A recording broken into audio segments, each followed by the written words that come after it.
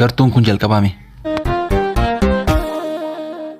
Oleen bulan siyaada siyaada sin barbaada yeroo hundaa siyaada sin barbaada yeroo hundaa sagalee kennee godhaa gooftaa koo argamu kee nan boqodhaa Yesuus koo hafuura kee nan boqodhaa. Yaa Waaqayyo si malee jiraachuu hin dandeenyu. Sababa isa malee jiraachuu hin dandeenyeef mi maal jennume?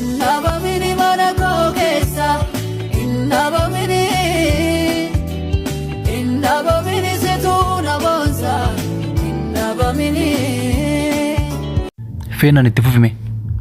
Iddoo biraa guyyaa kuma dabarsuurra godormaa keessatti gammachuu argamuurra balbala mana kee idaachuuf adda dubbii kee jireenyaa jirtaan argadha. Namni Waaqayyo malee jiraachuu hin dandeenye kunoo iddoo argama isaa fuula Waaqayyo godhata.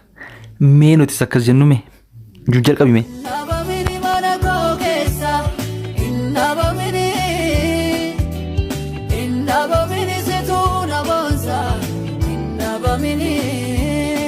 Akkasi malee mee magaarsatti fufi.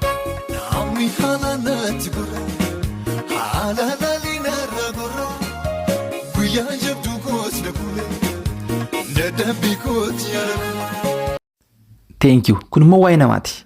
Namni nama buusa nama dhiisa nama ganasi garuu ka'u nama hin dhiisne Waaqayyo qofadha. Inni qofti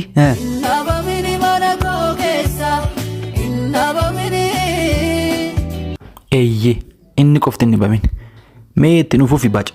Akkarraa miti seenaan koo kaneessa dhoksaan jiraachuu koo kunoo isa keessa.